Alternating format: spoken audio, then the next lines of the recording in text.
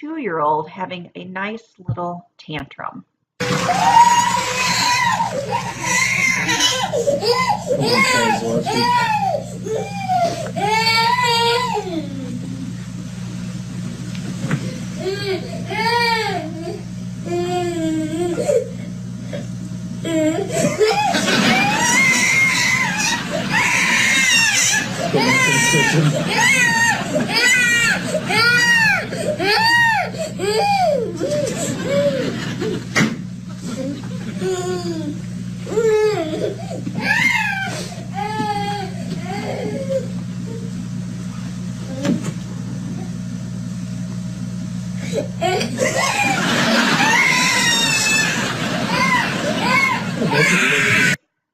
Okay, so you can see this little guy having a tantrum, and what do we notice? He needs an audience, right? Don't you love it how the dog knows what to do, going back and forth? But as soon as mom leaves, he gets up and moves his tantrum. So this can very easily become a learned behavior. Like, let's say this little guy sees a bag of Skittles sitting on the kitchen table. He says candy and points to it. Mom says, no, we're getting ready to have dinner. And he has this little tantrum, like he's following mom around, crying because he wants mom to change her mind. But what would happen if after this lasted maybe 10 minutes or so, if mom then all of a sudden said, okay, you can have just one, right? That would strengthen that behavior. That would make this little tantrum, he would learn that that works to get candy sometimes when mom says no first. If I act like that, maybe she'll change her mind.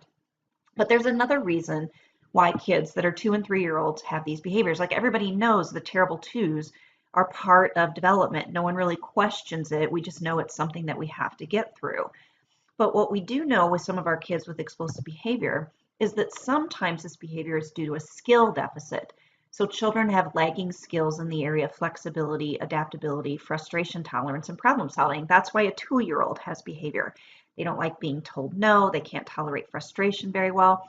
And what I would like to suggest is that some of the kids that we work with have those lagging skills or those skill deficits, but now they're happening in a 9-year-old body or a 12-year-old body. And then it doesn't look so good. So we also need to talk about how anxiety plays a role in working with kids with autism and developmental disabilities, and specifically kids with emotional disorders. So this is Anxiety in Crisis by Jenny Long at the University of Kansas. So I want you to look kind of down here in the bottom left-hand corner where it says behavior, and then we go up here to mental state, cognition, and a sense of time.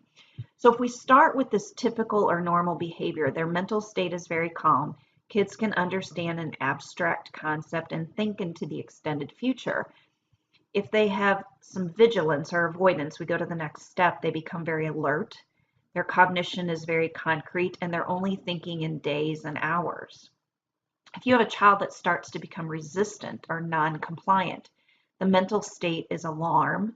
They're very emotional, and they're only thinking in hours and minutes. So you have a student being non-compliant, you say, you remember, what are we doing on Saturday? They're only thinking in hours and minutes. They're not able to comprehend that. We get into defiance and disassociation. Notice the mental state is fear. They're very reactive and only thinking in minutes and seconds. And then for some kids, although not all, they get into this area of aggression, maybe even a blackout of not remembering what was going on. But notice the mental state is terror. They're scared. And the cognition is reflexive, and they've lost their sense of time.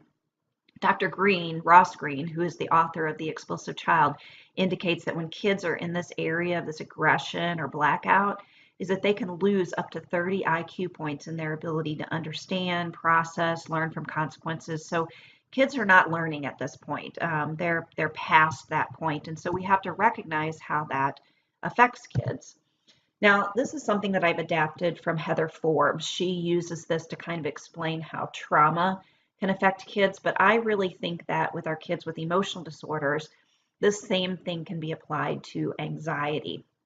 So this is you over here. Like, everybody has anxiety, stress, fear, overwhelm, whatever you want to call it. Nobody can say that they've never been stressed out before. But you'll notice that there's all this space before we finally get up here to this line, which is the breaking point. There's a lot of space there.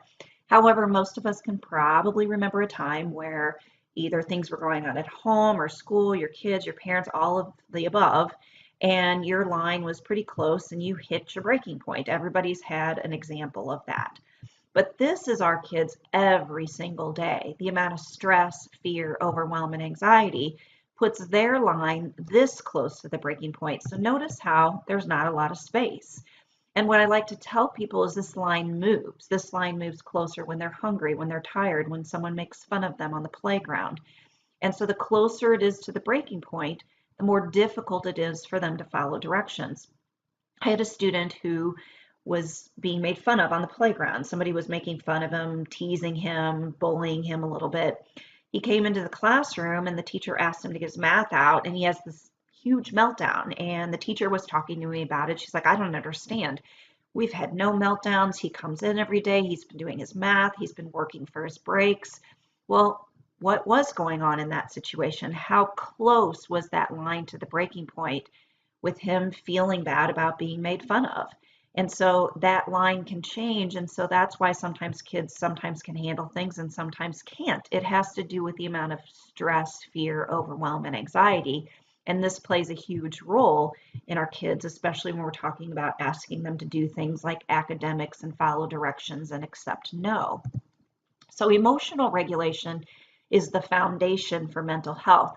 And what I mean by regulation, so when we're regulated, that's the ability to maintain stress within one's window of tolerance. And dysregulation is not being able to handle stress. So look at all the things that you can see with dysregulation: not being able to focus, sit still, adhering to rules, aggressive, very resistant to directives, maybe argumentative. We also have kind of the other side where kids are defiant, withdrawing from peers. My middle school and high school kids are tardy and absent a lot, shutting down, avoiding tasks, saying, I don't care.